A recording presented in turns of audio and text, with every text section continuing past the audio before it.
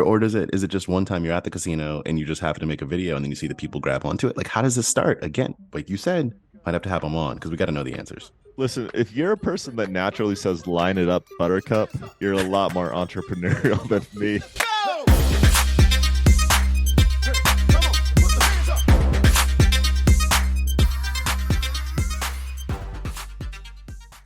This podcast contains the arguably witty banter of two friends, Skippy and Doogles, that like to debate about investing. The content is intended to be entertaining and for informational purposes only, not investment advice. You should do your own research and consult a financial professional before using any of the information in this podcast, and especially before investing. Top of it. Top of it. Top of the muffin to you? Top of the muffin to you, player. Man, how you doing? That is a great Seinfeld episode. So good. It's so good. I love muffins. You having a good week? You having an okay week? Yeah, man, it's good. How about you?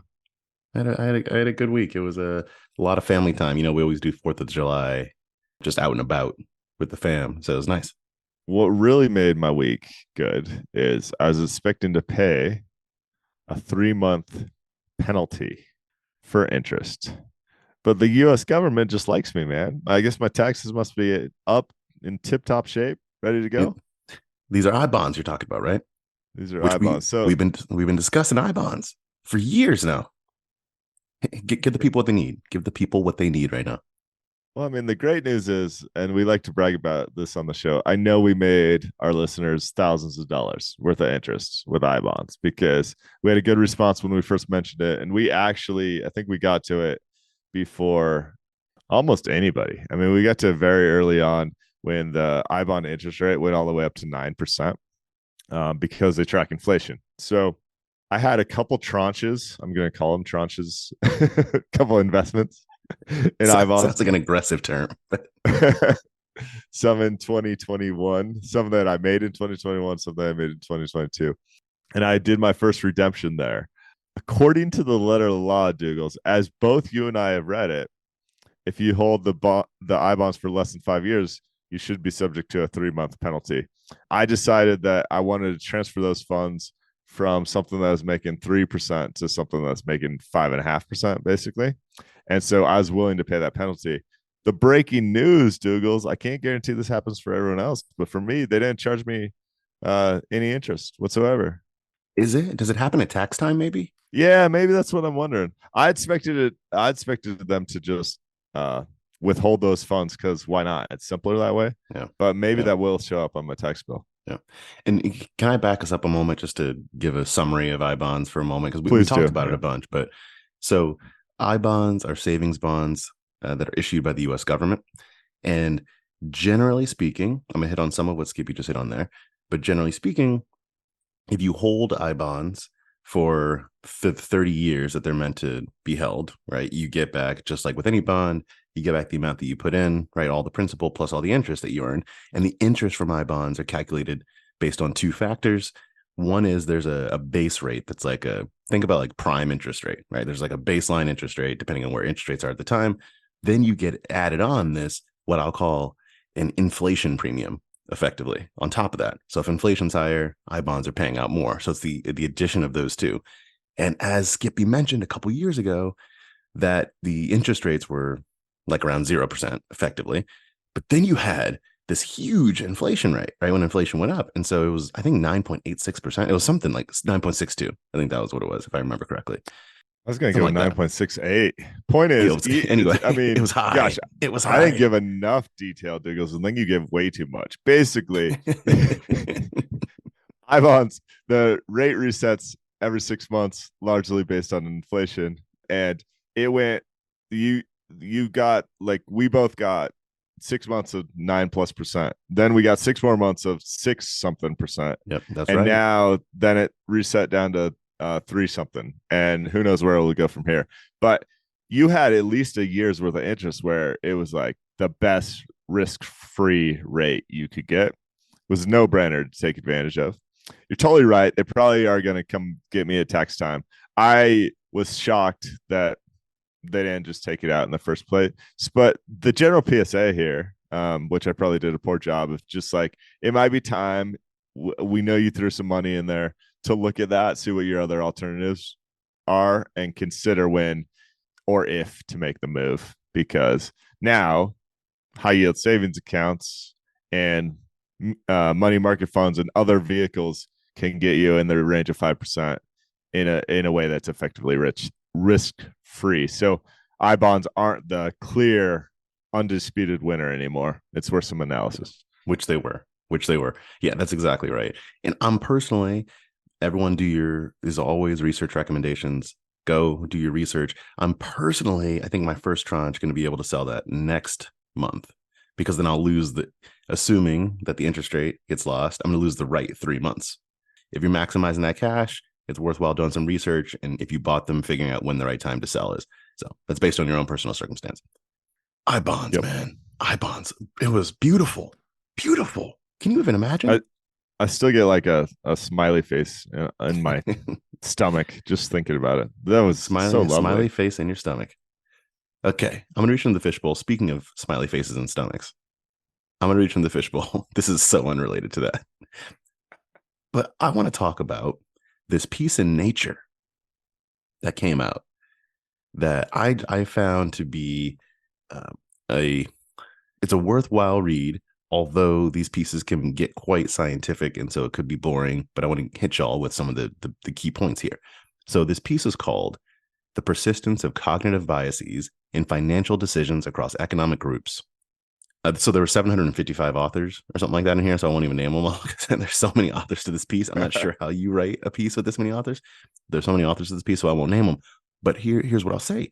So what this piece was talking about, and you can get this from the title, what this piece was talking about is saying, generally speaking, there are like two sets of research that have come out historically around why people that are in certain economic circumstances, low economic circumstances, stay in those circumstances.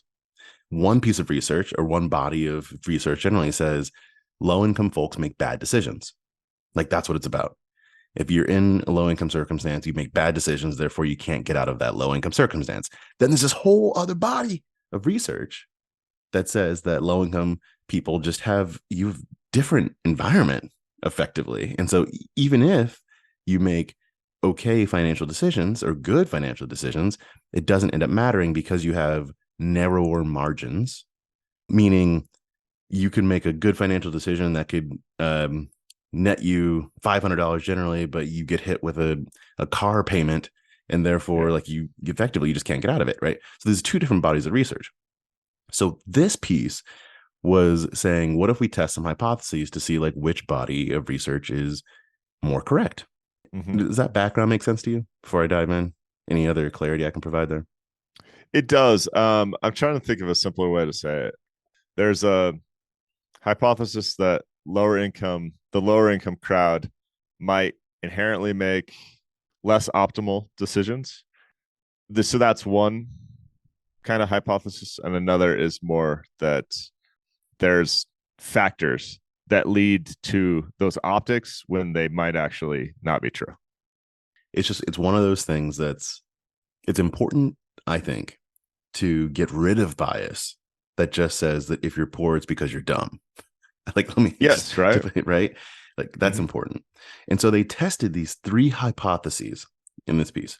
One is, in the research they did, one is there cognitive bias that sits within low-income folks that make it such they make different decisions? The second was, do they make less optimal decisions to begin with, regardless of why? Do they just make less optimal decisions? Yeah. And the third is, if you look at different environments, they looked across, I think, 60 different countries, something like that. If you look across different countries have different environments. If you look across those, is there any difference? Like, just based on environment, how people, decision-making people have. And basically what it came down to is there just is no evidence that there, one, are cognitive biases that keep low-income folks down. Two, that they make less optimal decisions. And three, that in different environments, either one of those things retains. So the unspoken hypothesis here seems to be like they're trying to figure out why these people are poor. Yeah. Did they go there? Did they get to try and answer that question when they say, well, none of this is actually true? No, because it wasn't saying, why are they poor? It was saying, why does economic mobility happen or not for them. Yeah. So Okay. like, why do they stay that way? And basically, they're saying is the reasons. There's a lot of negatives that are about to come out here, so it's confusing. The reason, a reason why that's not the case, why they, a reason why economic mobility does not happen is not because of cognitive bias, and it's not because of suboptimal decision making. And that's true across different environments. So it's basically, if you wanted to say it in the positive way, it's because of systems. Yeah. Like that's well, although that's not necessarily positive, that's kind of depressing. Sorry, and laughing at that's not good. No, yeah, it is. It's just like the whole system and circumstances was holding people back. It's not because they are cognitively different, right, than other folks. So what this would say is financial literacy by itself is not a thing that would drive economic mobility. And it just has, people just need more systemic changes, right? And so yeah, go ahead. That's a fascinating point. Sorry, because we talk financial literacy a lot on the show. A large percentage of the financial community seems to think that increased financial literacy, like teaching it in high schools, teaching personal finance in high schools, would be a good thing. I definitely fall in that camp. It's interesting to hear that conclusion here. I know they're not necessarily saying, and don't teach financial literacy, but saying that financial literacy is not the driving factor here on its own. Yeah, on its own. It's interesting. Yep. Yeah. It is quite interesting. And so we'll put this on the Substack, give it a read, because it's, I don't know, basically it is, to your point, like, it's not positive, because you look at this and you're like, so then what? Right? Like it's just the answer is it's freaking complicated. And it takes a lot to figure this out. They even gave some examples of things that people have tried systemically, right? We've discussed here universal basic income on the show before. They looked at basically cash transfers, like countries that have given out cash. Mm-hmm. What has been the impact there? And what they found was, it's not that it doesn't have an impact, but you end up looking at how was the cash distributed? Was it distributed to the right people? Did people know how to take advantage of this system? Like, there's just other stuff that ends up coming up that makes it hard, because you have to say, it's just like the PPP loans, right, in the US. You're just like, yeah, it's complex. Does the government even give it out right? Right? Like, it's all these things that make it difficult. So it's, oh man, it's complicated. I expected to read something a little bit different when I was looking at this piece, but I did not. Yeah, as I've worked my way through it at a high level, like I more skimmed it. There, it's still pretty dang confusing. There's a lot going on here. It's very complex. That is true. Was there some mention of mindfulness and attempting to when they talk through all these cognitive biases, they talk about like overestimation, overplacement, the framing effect, loss aversion. How did that tie into the study? What they wanted to say was, if you look at the correlation between people that got out of a low income environment and those that did not, was there a correlation that showed that if you got over this bias, or if you had this bias, it held you back or not? And basically it just said, like, any of the biases, like you just mentioned, mindfulness, let's just call it, that was the same between the two groups. Like, that's kind of what it says. Like, there wasn't a big difference between those two. So it doesn't necessarily mean that doesn't matter. It's just that it's that by itself did not. Got it. No, that clicks for me. This is important. This is interesting, but this is very unsatisfying, Doogles. There's no, this just says, hey, in the past, you've probably heard some hogwash that says, to use your simple terms, like, poor people are poor because they're stupid. Simplifying exactly there. Apologies for the coarse language. And this says that isn't true. But then there's almost no, and the takeaway and the fix is this. It just is kind of like, exactly, get rid of that garbage. And then what? We'll do another study in 20 years to tell you some of the solutions here. That's basically it. It was all negatives. That's why I've had so many negatives earlier. They're like saying what it isn't, but there's nothing that says what it is. So there you go. Okay, I love it. This is the challenge with scientific papers. Listen, I'm sure we'll have some listeners read it, but for the rest of you, read this next article I'm going to talk about. Let me tell you that. All right, reach into the fishbowl. This next article is a Doogles dream. Doogles dream. So, what are Doogles' two favorite things? Losing money and gambling. It's not untrue. It's a joke, people. It's a joke. But so there's this guy. I might have him on the show. I'm still debating if this is going to be good content or not. I need to hear an interview. This blew my mind. This blew my Brian mind. Christopher. Last year, he lost $300,000 gambling on slot machines. So you're wondering to yourself, oh, why is Skippy and Doogles? Why are you telling us it's about this? This doesn't sound like good investing advice. It's not. It's terrible investing. But there is an entertainment story here, which is happening. He live streams his playing at the slots, and people from all over the world hop on YouTube to watch these live streams because they can get the gambling fix from somewhere else. So we talked about cognitive biases. The thing I loved about this is people have found solutions to their gambling addiction that don't involve them to actually lose their money. They watch someone else lose money and they get the fix. Douglas, this is amazing. There's so many questions that popped on my mind when I look at this, but how do you think about doing this in the first place? Like when you're heading out to the casino, you go, what if I took my camera? Like, how does this even begin? This is why we might have to have the guy on the show. Here's the thing. There's so much I love about him, but he has like catchphrases.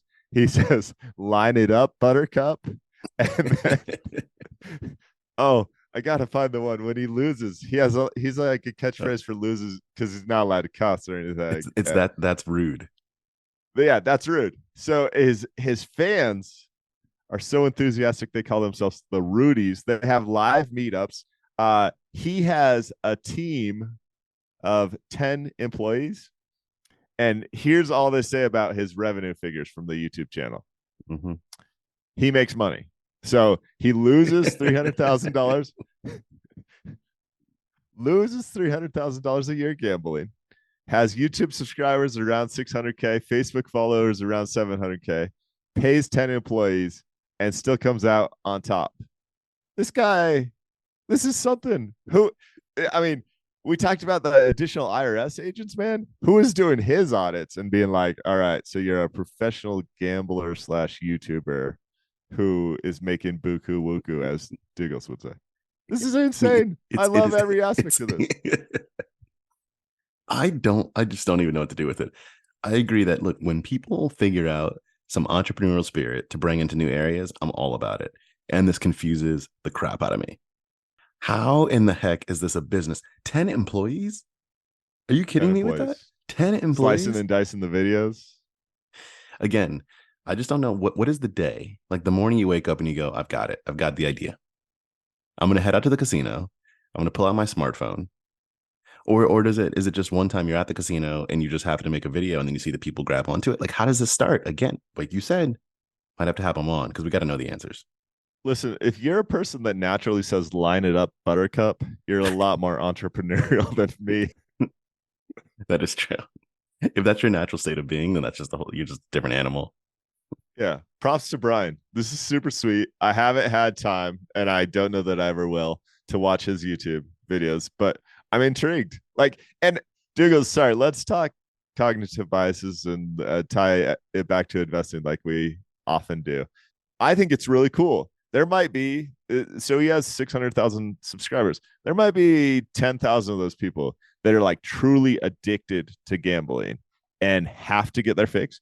Maybe some of those people don't go to the casino anymore because he puts out regular content. He basically is putting out daily content and live streaming 3 times a week. Again, there's all these gambling hotlines and stuff. Point. And this is a hypothesis. This is an unproven hypothesis. But this might do more good than a lot of those gambling hotlines do to watch someone else put their money on the line. And specifically when it's slot machines. Maybe that is effectively what you're doing is you're putting the coins in or you're hitting the button, whatever, depending on how digital it is. And you're just watching a screen. Yep. So I guess, to your point, if you're just watching a screen now, and there was something in the article where it said it's very important that you that when he wins, he says like, "We won," not "I won." And so I guess you can get into that same psychology of you're sitting there and you're watching a screen. And if it feels like you won, it's not about the money, it's about the endorphins. And if you can get the same endorphins, it's just it's mind-blowing to me. It's just mind-blowing that this came up. There's one thought I have that doesn't relate to gambling or investing or anything else, and that's just how niche the media consumption in the world has become. So it's no longer like I like gambling, so I'm gonna watch a sports gambling show that happens to be on, but I'd really rather watch someone play slots. It's like, no, you go to YouTube, you type exactly what you want to see, and it's out there for you. Yeah. I want to see pigs gambling on the bayou. Yeah. Okay. Like, well, it's like what you brought up a few times. There's a Twitter, maybe future, could be Threads. There's this Twitter handle that's car dealership guy. Like that is very specific. Like it's about the business of cars. That is the level of nichosity. I don't know what the nicheness. That's probably more of that we have right now. A media consumption. Oh my goodness. And that's crazy popular. So give this one a read, guys, or check out the YouTube channel. It's fascinating. Doogles, we better do it. We weren't going to do it, but we better just briefly talk about Threads, Twitter. oh my goodness. Cage match. I mentioned it. It's my fault. This is, as of recording today, Threads is going on 100 million new users in a week. But actually, theoretically in like 4 days. I think some people had early access because folks like Mr. Beast were already out there threading to get things going. Is that a term? You just said it so aggressively. I mean, I just hate it all, dude. I hate Twitter. I hate Threads. I hate the rest of the social media. I'll tell you, for show prep, I often keep notes on Twitter or Threads or 1,000 other places. Elon now won't let you access. He won't let you look at a tweet on a website unless you're logged in, which was key to some of my note taking. Threads doesn't even have a website, so you can't like pull it up as you break down some stuff for your investing podcast. I mean, we're basically in hell here, Doogles. I don't know what's happening. What it shows you, maybe I'll say this. It just shows you the reach that Meta has, because it's not that far off of Twitter's numbers in 4 days. I mean, it has a ways to go, but just the fact that it can get to that size that quickly, there, I guess, maybe two different parts to it. One is Meta's reach. The second is how badly people were looking to get away from Twitter. Like those two things combined is kind of sad given where Twitter was, 18 months ago. But it was wild seeing the numbers tick up. I've used Threads a little bit, and in effect, it basically just looks like Twitter for the most part. Yeah. It doesn't have all the functionality of Twitter quite yet, so we'll have to see how that changes. The thing that is most interesting to me to watch is the fact that to get into Threads, it's a sub product under Instagram, and Twitter and Instagram are two different mediums. Like the people that I would follow on Instagram are very different than the people I would follow on Twitter. And so I just wonder, what's the profile? Like what kind of angle does it end up taking? Does it go more Instagram? Does it go more Twitter? What's it end up doing? Like, I think that's going to be interesting to watch. Even though I have an Instagram, I created a fresh Instagram to create a fresh Threads because I did not want, I don't commingle things that way. Right. Yeah. And, but then that's affected. If I was out there for followers and engagements, which I'm not, like, it's tough to go back to zero. And so a lot of people aren't going to do that. That's another maybe brilliant, maybe stupid thing that Zuck did, is tie it to Instagram, because that's how you get 100 million followers or 100 million users in 4 days. That's the only way you do it. But his principle of saying we need a text-based town square that has 1 billion users is a very interesting one, because like Twitter never got there. There's a reason that Musk bought Twitter, and it didn't have a valuation like Meta where no individual could buy it, because it kind of sputtered. Like it had so much promise. It always has, but it never really figured out the business model. It never really figured out the engagement model. The ads on Twitter, is there even an algorithm? behind them. Like it seemed like it's like random things being Oh, thrown into your now they feed. take anyone that, like, if you walk by the headquarters in San Francisco and like a nickel falls out of your pocket, they like run an ad for you. Is there a headquarters in San Francisco? I mean, didn't Musk stop paying rent like about a year ago? So I don't even know if there is I that. mean, I'm a former business school case study nerd, right? Recovering. Although I just love case studies. And I love when you see real life business case studies being crafted right in front of you. This is what's happening. They are going HBS, man, probably already has 3 drafts of this thing. The missteps of Twitter, the the smartness happening at Meta. So the backstory, I don't know if you heard this with Threads, is Zuckerberg and Meta kind of started talking about it in early 2023. And they did hire some former Twitter employees, but I don't know that that's the whole enchilada here in terms of product design. They definitely use some people from Instagram and other places. So they've been working on this for like 7 months. They didn't want to release it quite this early, but when Elon Musk limited the number of views on Twitter, they were like, this is the perfect, like there's blood in the water. Yeah, it's the right This moment. is the perfect time. They released the thing way earlier than they did, but it's operational. Like I haven't seen user glitches, and to take anything from 0 to 100 million users without server crashes, without significant glitches in the software is an incredible feat. I also kind of chuckled a little bit when the cease and desist letter got sent over to Meta for a number of reasons. One is just who has more lawyers? Let's ask that question.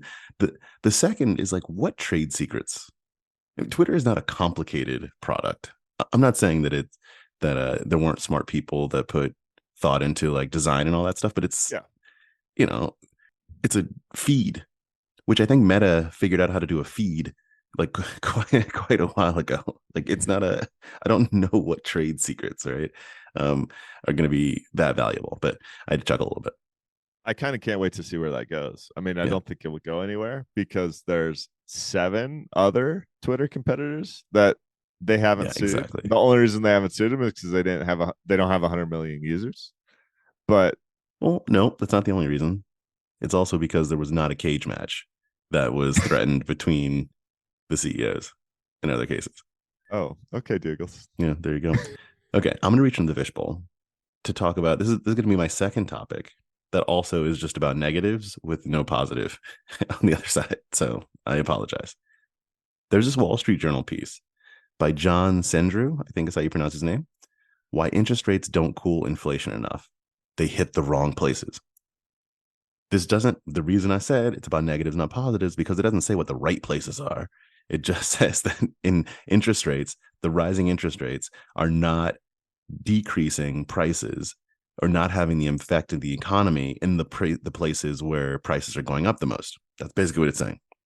So what it shows here is that if you look at where, according to this article, where interest rates are having an impact, and they're using a lot of Europe as the example, more so than the US here, what it's saying is that it's having the most impact in manufacturing. And the places that prices are going up the most are not manufacturing. So price inflation in the first quarter of 2023, from what this is showing, is mostly in agriculture, construction, trade, and hospitality are the top 3. Manufacturing came in number 4. And then from a wage and salary growth perspective, manufacturing was last in the list of the categories that it came up. So it's like it's impacting this thing, manufacturing, that is not the place where inflation is hitting the most. And when they did bring up, I think this was in the US, one thing they did said, or maybe it wasn't just US, but inclusive of the US, is it said that services is the area that needs to be impacted the most. And that's also what interest rates generally don't impact first. But because the economy is becoming more and more economies, I should say, are becoming more and more service oriented, it's really tough for central banks to target that.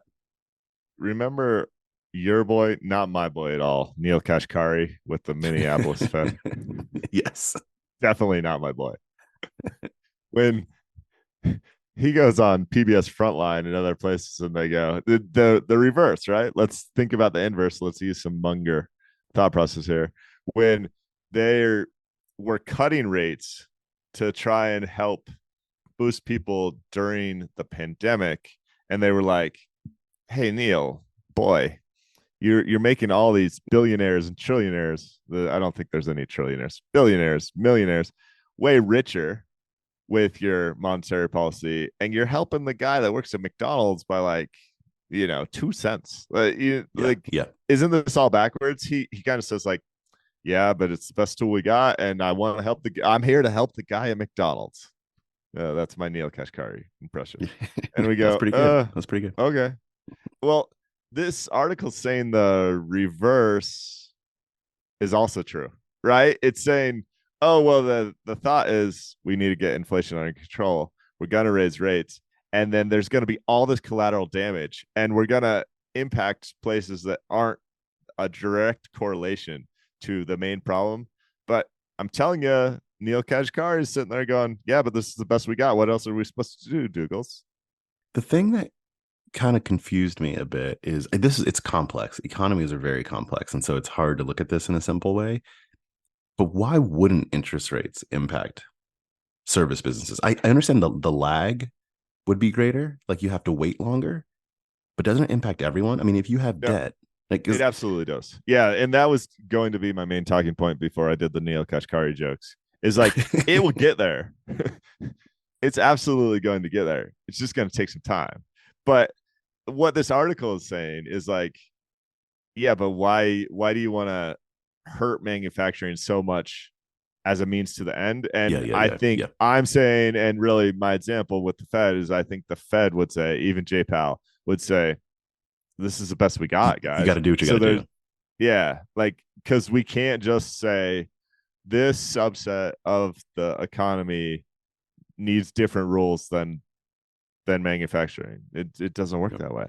So it's why you never want inflation to run out of control in the first place, because your tools to fight it, like, or you never want unemployment to go to 20% like it did momentarily during the COVID pandemic, because your tools to fight it are so indirectly tied to the actual problem that there's all sorts of collateral damage. Yeah. It makes me think about when who was it? It was Elizabeth Warren in the US was yelling, is what I basically say, at Powell. This was sometime last year, and saying some version of, you're going to make it so that 2 million people, I can't remember the exact number, but it was something like that, 2 million people are going to lose their jobs by what you're doing with the interest rates. Are you okay with that? And he was like, yes. And I don't think she expected that answer exactly. And then she went, what? Hold on. So you're telling me that you're willing to let 2 million people lose their jobs? Yes. And it's to your point. It's not because he necessarily wants 2 million people to lose their jobs, but if the alternative is that you have 20% unemployment, then yes. Like, right. And you're willing to push an economy into some version of a recession to avoid a more severe recession. Like that's kind of the point. But it's tough because the instrument that you have is fairly blunt. I think that's exactly the way to say it. And what's funny about that exchange is it wasn't only Elizabeth Warren. There were people on both sides being like, that you're about to decimate the economy. Well, funny enough, their prediction of the future has not it's not actually come true. But that's all they can do. They're optimizing for things that aren't full employment. Truth be told. Love it. I think that's it for this week. You got anything else? No, that's it. All right, guys. Next week, we are going to do a premium episode. So if you're not a premium subscriber, that really does help the show. You can hit Skippy Doogles at supercast.com. We're going to talk current performance of our portfolios through the year. I'm going to spend some significant time talking about optimizing savings rates and how that ties in to total investing performance rather than just focusing on investing returns. And we're going to break down if we're making any changes to our portfolio at this point in time, mid-year. And what stocks might be worth watching or researching, I should say. Researching, definitely. So if you want to grab a premium subscription, they start as little as $7 a month. to support the show, now's a great time to do it. Other than that, for all things Skippy Doogles, hit skippydoogles.com and send us some listener mail, skippydoogles@gmail.com. Thank you.